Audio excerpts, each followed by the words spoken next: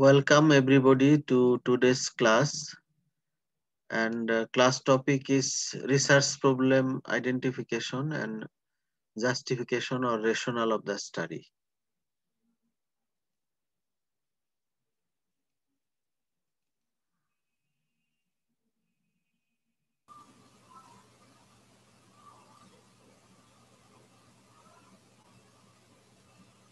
তো আজকের ক্লাসও ছোট্ট একটা ক্লাস এবং এই ক্লাসের মধ্যে গতকালকের কিছু অংশ আছে। গতকালকে যেটা বললাম যে রিসার্চ প্রবলেম আইডেন্টিফিকেশন সেটা আছে, এর সাথে নতুন আছে হচ্ছে রেশনাল বা এটাকে জাস্টিফিকেশন অফ স্টাডি বলা হয়। আবারও যদি দেখি যে রিসার্চ প্রোটোকল বা আমরা রিসার্চ গ্র্যান্ট করার জন্য যে অ্যাপ্লিকেশন দেই সেই অ্যাপ্লিকেশনের পার্ট গুলো আবার আমরা যদি মনে করি, এটা আমাদের আগেরই পড়া, তো যদি মনে করি তাহলে একটা টাইটেল থাকবে এবং প্রোটোকলের একটা সামারি থাকবে। সামারি সাধারণত 200 থেকে 300 ওয়ার্ডের হয়, তবে ম্যাক্সিমাম 500 ওয়ার্ডস, তার বেশি কোনো মতেই না। তারপরে প্রবলেম স্টেটমেন্ট অর ইন্ট্রোডাকশন, এটা আজকের ক্লাসের অংশ। তারপরে রেশনাল, এটা আজকের ক্লাসের অংশ। Implications or benefit of the study, এটা অনেকটা আজকের ক্লাসেরই অংশ। এছাড়া আরো পার্ট গুলো লিটারেচার রিভিউ, তারপরে research research question or hypothesis, objectives, general and specific objective দুটোই থাকবে। List of variables under study, কি কি প্যারামিটার আমি স্টাডিতে দেখবো সেটা থাকবে। এরপরে মেথোডোলজির মধ্যে আবার ছোট ছোট অনেকগুলো পয়েন্ট, যে এই বিষয়গুলো মেথোডোলজিতে ইনক্লুডেড থাকতে হবে। Study design, study place, study period, study population, এগুলো সুনির্দিষ্টভাবে লিখতে হবে। এবং আমার স্টাডির যে sample size, calculation of sample size, সেটা করতে হবে। স্যাম্পলিং টেকনিক কোনটা সেটা উল্লেখ করতে হবে। ডাটা কালেকশন টুলস, তারপরে methods of data collection, data অ্যানালাইসিসের একটা প্ল্যান থাকবে এবং কোয়ালিটি অ্যাসুরেন্স প্ল্যান এবং কিছু ইথিক্যাল কনসিডারেশনস থাকবে। এরপরে একটা ওয়ার্ক প্ল্যান বা ফ্লো চার্ট করতে হয় আমার রিসার্চ অ্যাক্টিভিটির। এটা সাধারণত আমরা গ্যান্ট চার্টের মাধ্যমে প্রকাশ করে থাকি। একটা ফাইন্যান্সিয়াল এস্টিমেট বা বাজেট থাকবে প্রোটোকলের মধ্যে, এবং আমি যে সাইটেশন গুলো ইউজ করব সেই সাইটেশন গুলো রেফারেন্স থাকবে, রেফারেন্সের লিস্ট থাকবে যে কোনো একটা পদ্ধতিতে, either Vancouver method or Harvard method, যে কোনো একটা পদ্ধতি থাকবে। তবে আমাদের ওপেন ইউনিভার্সিটির যারা আছেন তারা সবাই ভ্যানকুভার বাদ দিয়ে হার্ভার্ড মেথডটা ফলো করবেন, হার্ভার্ড মেথড ফলো করবেন।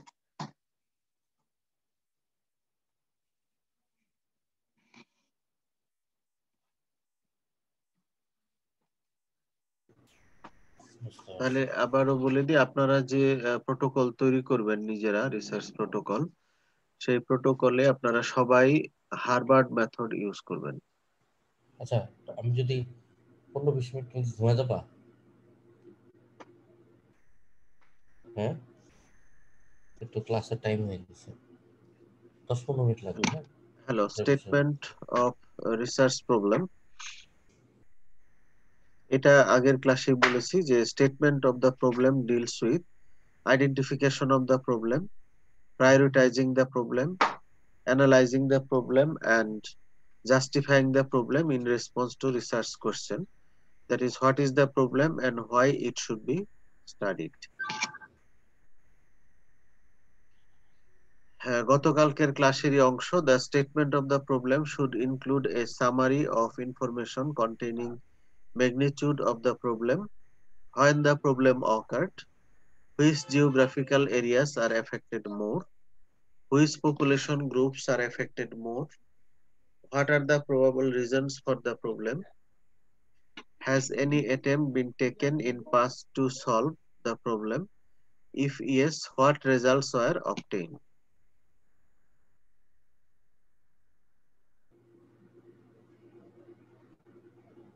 Has any attempt been taken in the past to solve the problem, অর্থাৎ আগে কেউ প্রবলেমটা সলভ করার চেষ্টা করেছে, করলে কি রেজাল্ট সে পেয়েছিল।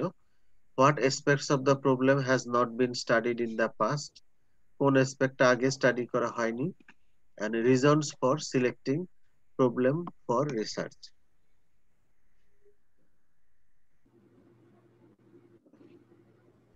আমরা প্রবলেম স্টেটমেন্ট লেখার সময় গতকালকেও বলেছি যে এগুলো অ্যাভয়েড করব, কতগুলো জিনিস অ্যাভয়েড করব। একটা হচ্ছে ওভার স্টেটমেন্ট বা ইমোশনাল অ্যাপিল অ্যাভয়েড করব।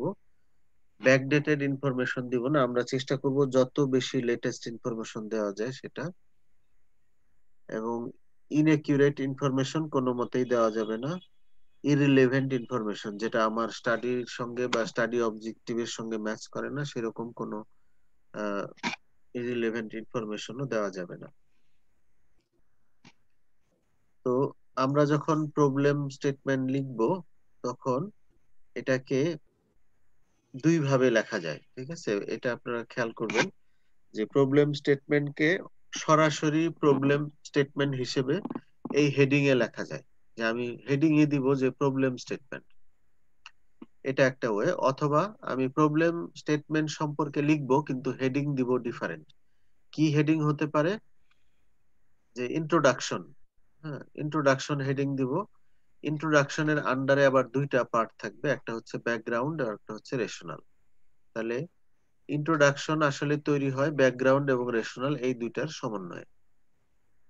তো এখন এই ব্যাকগ্রাউন্ড এবং রেশনাল যে আমি লিখব বা ইন্ট্রোডাকশন লিখব, সেখানে আসলে কি কি থাকবে, কিভাবে আমি একটা ইন্ট্রোডাকশন লিখব। জাস্ট ওই বিষয়ে কিছু কথা লিখে দিলাম সেটাই কিন্তু ইন্ট্রোডাকশন না। ইন্ট্রোডাকশন করতে গেলে আমার যে রিসার্চ টপিক, সেই টপিকটাকে আমি ইন্ট্রোডিউস করব সবার কাছে, পরিচিত আমার যে পাঠক বা যারা আমার প্রোটোকল ভেরিফাই করবে, ক্লিয়ারেন্স দিবে, তাদের আমি এই টপিকটাকে ইন্ট্রোডিউস করব। অর্থাৎ যে ডিজিজ বা যে প্রবলেম নিয়ে আমি রিসার্চ করতে যাচ্ছি সেটা সবাইকে ইন্ট্রোডিউস করব। তারপরে ওই প্রবলেমের বা ওই ডিজিজের বা ওই ইভেন্টের গ্লোবাল পার্সপেক্টিভ এক্সপ্লেইন করব, যে সারা বিশ্বের কি অবস্থা সেই গ্লোবাল পার্সপেক্টিভটাকে আমি ওখানে ডেসক্রাইব করব। এবং এগুলো করব অবশ্যই রেফারেন্স দিয়ে দিয়ে। মাজহারুল আলমের কি বলে ইয়ে থেকে দাগ আসতেছে স্ক্রিনে। আচ্ছা, তারপরে গ্লোবাল পার্সপেক্টিভ ডেসক্রাইব করার পরে আমরা কি করব? ওই প্রবলেমের বাংলাদেশ পার্সপেক্টিভ, বাংলাদেশে ওই ওটার কি সিচুয়েশন, সেটা আমি বিভিন্ন রেফারেন্স দিয়ে দিয়ে লিখবো। এবং তারপরে লাস্টে হচ্ছে কেন এই এই স্টাডি আমি করতে যাচ্ছি, এই স্টাডির ব্যাকগ্রাউন্ড বা এই স্টাডির পার্সপেক্টিভে ওই প্রবলেমটা লিখবো। তাহলে ইন্ট্রোডাকশনের মধ্যে এইভাবে টপিকটা ইন্ট্রোডিউস করাবো, তারপরে গ্লোবাল পার্সপেক্টিভ, বাংলাদেশ পার্সপেক্টিভ এবং এই স্টাডি পার্সপেক্টিভ আমি ডিসক্রাইব করব। তো আরেকটা বলে রাখি যে ইন্ট্রোডাকশনের কোনো লিমিটেশন নাই। সামারির যেরকম 200 থেকে 300 ওয়ার্ড, ইন্ট্রোডাকশন এটা নির্ভর করবে আমার কি টপিক তার উপরে এবং ওই বিষয়ে কি তথ্য অলরেডি আছে তার উপরে। এর কোনো ওয়ার্ড লিমিটেশন নাই। ইন্ট্রোডাকশন আমার 500-1000 ওয়ার্ডও হতে পারে, আবার এমন টপিকও আছে যে আমার 4-5 হাজার ওয়ার্ডও হতে পারে। এরপরে রেশনাল বা জাস্টিফিকেশন। এই যে আমরা যে লিটারেচার রিভিউ করি এটা দিয়ে আসলে আসলে একটা লিটারেচার রিভিউর একটা ইম্পর্টেন্স হলো যে এটা দিয়ে লিটারেচার রিভিউ দিয়ে রেশনাল তৈরি করা, অর্থাৎ এই স্টাডিটা করলে স্টাডিটার কি যৌক্তিকতা সেটা। Rationale is concerned with answering the question why this research is needed to be done, এই রিসার্চটা কেন করা লাগবে এই প্রশ্নের উত্তরটাই হচ্ছে rationale. Background and rationale constitute the introduction chapter, যেটা আগেই বললাম। A number of standard arguments can be used in the development of rational. এখন রেশনাল আমরা কিভাবে লিখবো, রেশনাল লেখার জন্য আমরা কিভাবে সাজাবো? রেশনাল লেখার জন্য ফাইন্ডিং দ্য নলেজ গ্যাপ, ওই বিষয়ে নলেজের কি গ্যাপ আছে সেটাকে তুলে ধরতে হবে। The other people also think this problem is important, অন্য মানুষ বা অন্য রিসার্চার, অন্য যারা এই বিষয়ে কাজ করেছে, তারা এটাকে প্রবলেম মনে করে কিনা, তাদের কাছে এটা ইম্পর্টেন্ট কিনা। The research involve less time and cost, যে এইটা অল্প সময়ে বা অল্প খরচে করা যাবে কিনা। যদি করা যায় তাহলে এটা একটা যুক্তি এটা করার পক্ষে। The study has wider implications, স্টাডিটা করলে যে রেজাল্ট আসবে সেই রেজাল্টের বাস্তবায়ন বা ইমপ্লিকেশন থাকবে। It will enable us to do something better, এটা ভালো কিছু করতে হেল্প করবে, এরকম একটা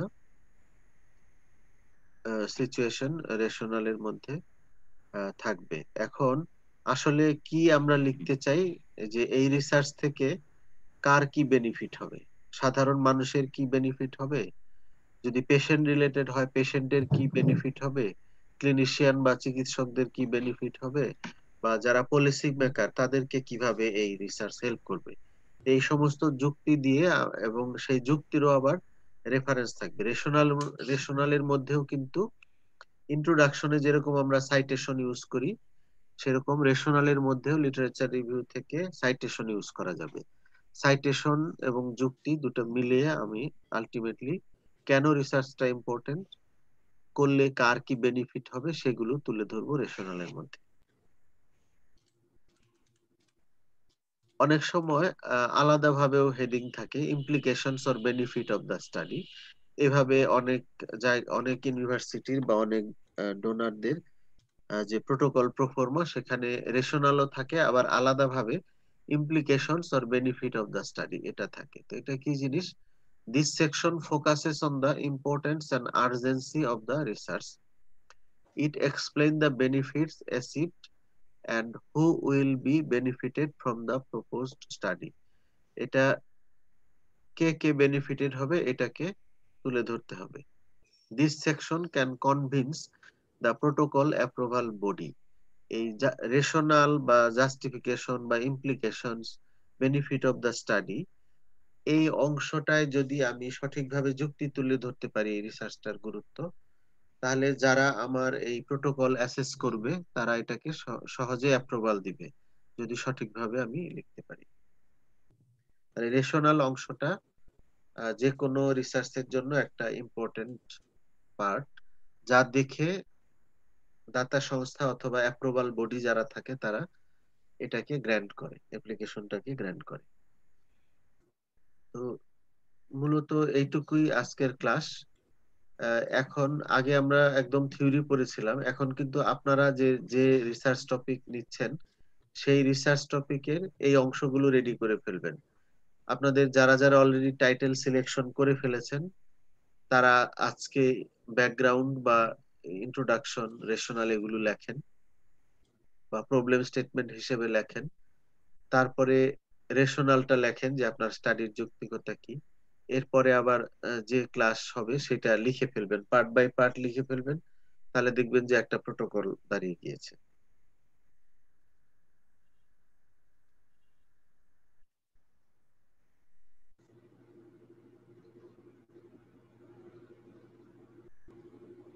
তো আজকের ক্লাস এখানেই শেষ করছি। কেউ কিছু বলবেন, প্রশ্ন বা কোনো কিছু জানার আছে কারো? আসসালামু আলাইকুম স্যার। হ্যাঁ, ওয়ালাইকুম আসসালাম বুলবুল, ভালো আছো? এই তো আসছি, চলতেছে। আচ্ছা স্যার, আমার একটু একটা প্রবলেম, সেটা হলো মাঝে মাঝে আমি ডেট ভুল করে ফেলি। একদিন হইছে, আর আমার মোবাইলে যে অ্যাটেন্ডেন্সটা দেই ওখানে এএম না পিএম ওটা কিন্তু শো করে না স্যার। তো সবসময় বোধহয় এএম ই পড়ে। তো আপনি রাতের ক্লাসগুলো আমি টাইম ঠিক মতোই দেই, কিন্তু এটা পিএম বল বসলে আবার ডিন স্যার কি বলেন না বলেন, এটাই আমি চিন্তা করতেছি স্যার। না, আমার এই লিঙ্ক তো ডিন স্যারের কাছে চলে যায়। হ্যাঁ, জি জি স্যার। কাজেই সমস্যা নাই, মাঝে মধ্যে রাতে ডিন স্যারও কানেক্টেড থাকে, অসুবিধা না না, নাই। আমি আমি আমি যে এই যে রাতে অ্যাটেন্ডেন্সটা দিলাম, আমার হ্যাঁ এখানে হ্যাঁ। খুব সম্ভবত এএম উঠে রয়েছে মোবাইলে। এএম ও না পিএম ওই অপশনটা আসে না, ওটা আমি চেঞ্জও করতে পারি না। ও তা তো ওইটা মানে ওইটা এটা আমি এটা আমি বুঝতে বলতে পারি, চাইছি। বুঝতে পারছি না অন্যদের কি হয়, সবার মোবাইলে কি একই সমস্যা হয়? না মনে হয়। ডক্টর মারুফ কি বলেন, আপনার কি অ্যাটেন্ডেন্স দিতে এএম পিএম বের করতে পারেন না, ডক্টর মারুফ? জি স্যার, জি স্যার প্রবলেম হয় না স্যার।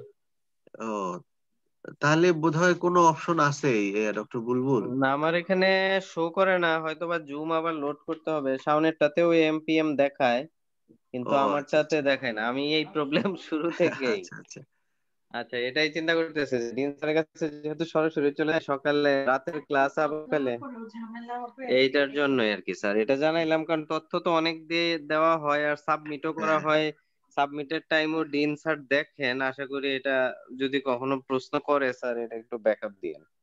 ও আচ্ছা আচ্ছা আচ্ছা, ঠিক আছে ঠিক আছে। আচ্ছা, জি জি। তো ঠিক আছে, তাহলে আজকে শেষ করি। সবাই প্রোটোকল, যার যার প্রোটোকল রেডি করতে থাকেন। ডিন স্যারের সঙ্গে কথা হয়েছে, ওইটা ওই যে আমি যেভাবে ডেট দিয়েছি, ডিন স্যার জানে, ওইভাবে এটা ডিসেম্বরের মধ্যে অ্যাপ্রুভাল করে দিতে হবে। তো ঠিক আছে, তাহলে আল্লাহ হাফেজ।